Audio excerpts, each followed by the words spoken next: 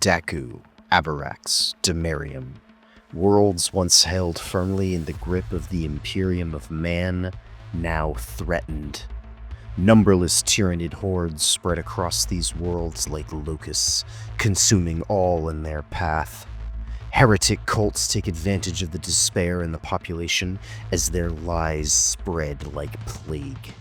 And on all fronts, the guardsmen of the Astra Militarum are pressed, their numbers stretched past the breaking point, their ammunition low, defeat inevitable.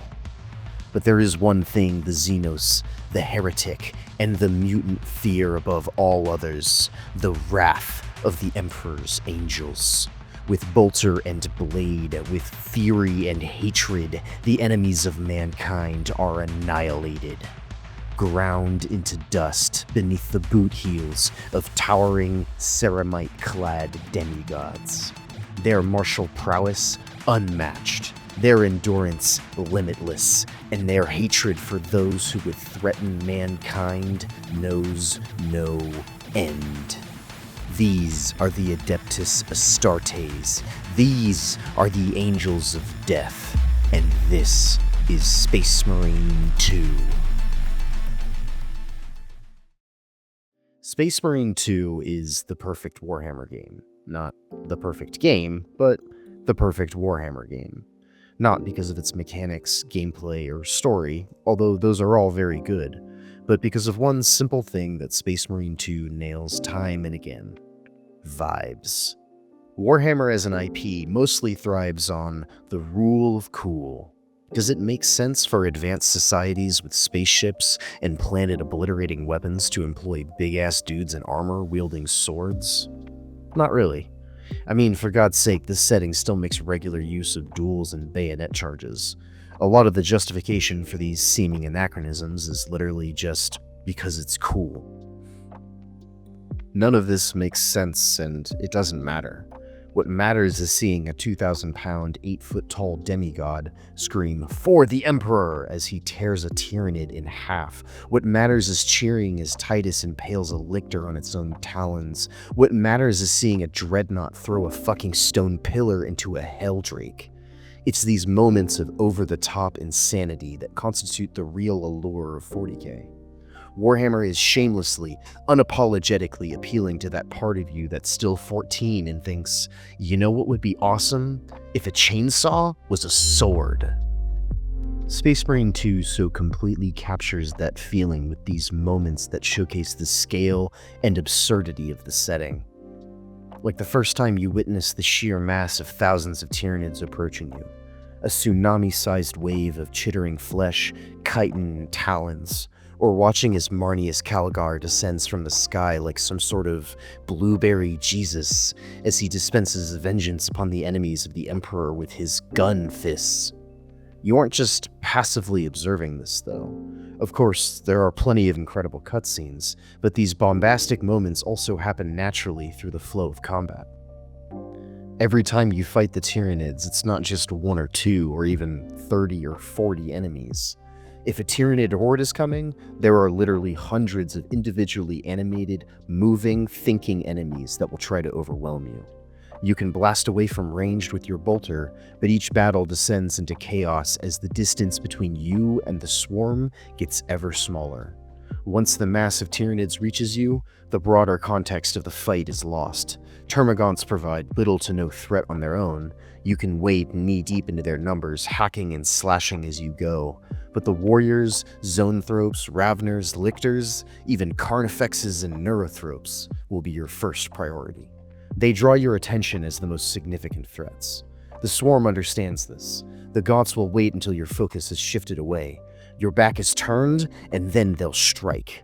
Little pinpricks that add up until you are overcome. Death by 1,000 cuts. But with enough skill, you can turn the tide. Perfect parries and executions restore armor and contested health. By deftly weaving attack and defense, you can control the chaos, master it. Gaunts become opportunities to restore armor. Executions give you breathing room to plan your next attacks. Perfect dodges allow for punishing gun strikes. Each tool has its purpose, and by understanding how and when to use everything in your arsenal, you can transcend the chaos. Every fight becomes less a desperate battle for survival and more an expression of mastery. And with that mastery comes the ability to naturally create those moments of over-the-top insanity that I mentioned before. You don't need to wait for cutscenes to see incredible moments of spectacle. You'll be creating them for yourself every time the Tyranids show up.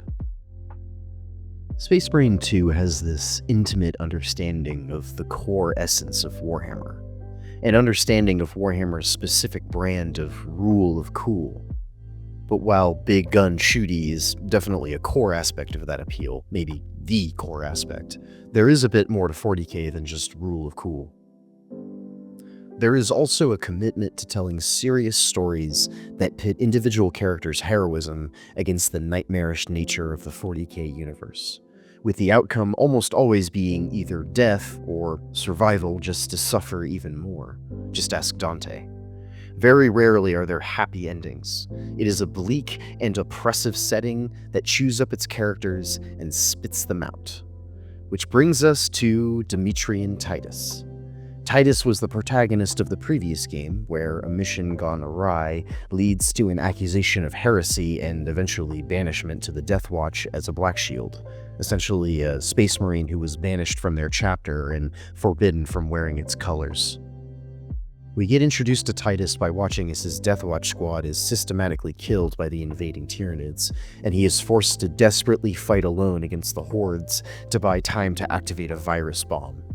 Just as it seems all hope is lost and Titus will die, nearby Ultramarines discover his signal and rescue him. Obviously, Titus gets better, but is surprised to discover that his past transgressions have been forgiven, and as a result, he is given command of a squad in 2nd Company.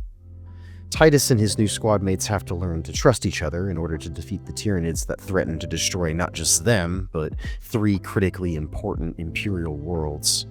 As the campaign progresses, Titus's past begins to cast doubt over his loyalties, and his squad mates begin to question him, eventually culminating in a standoff where Titus is nearly killed by a member of his own squad.